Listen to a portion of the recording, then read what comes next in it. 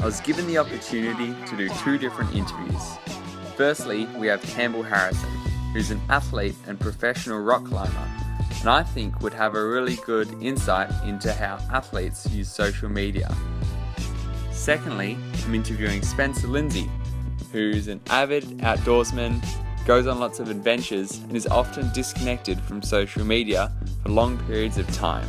Thought it would be interesting to see his point of view on social media as well. Primarily as an athlete, my presence is on Instagram, so I use a little bit of Facebook as well, but that's mostly just what carries over from my Instagram, and it's just sharing like my general day-to-day, and then anything that sponsors might ask me to promote or as a way of gaining new sponsors, that sort of thing.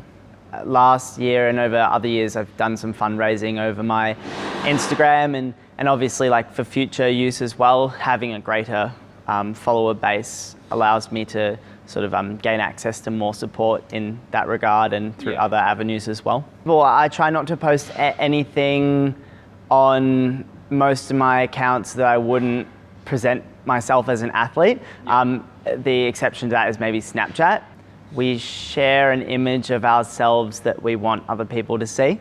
And not in a bad way necessarily at all, a way of sharing all the positive things in our lives that we want to get across to other people, and then also as a way of keeping in touch. I think it allows us to keep in touch in a way that we just weren't able to do as a society in the past, and so I think it's really valuable like that. I actually think that it's really valuable in helping people connect, and I think that differentiation of online and offline social interaction will close a bit. I think there's a bit of a stigma about maintaining relationships over the internet, that they're a little bit less valuable, but I don't really think that's the case, and I think as time goes by that won't be seen as the case anymore, and I think that relationships we have with people from all over the world that are based on social networking will be just as valuable as the ones we have in person. As an athlete, it would be really nice to see a platform that better allows me to access ways in which I can generate revenue, I guess, even.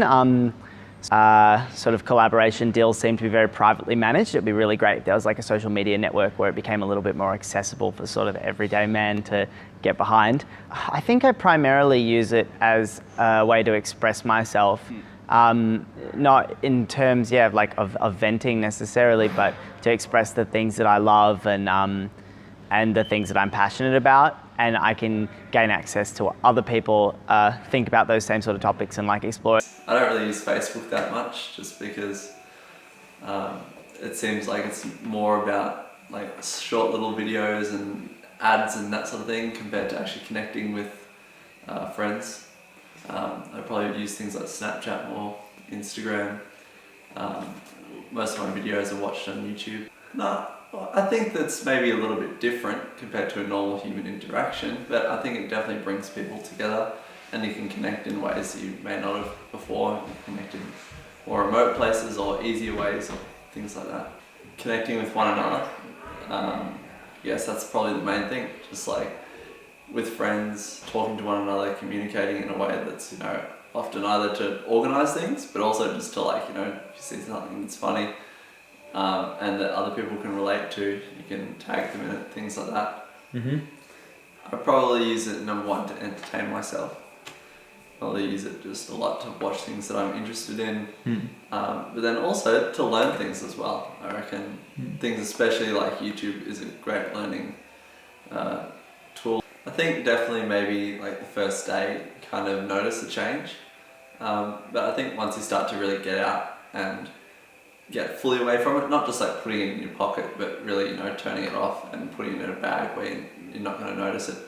For me anyway, I get used to not having it around quite quickly. The way I interact with friends would be completely different.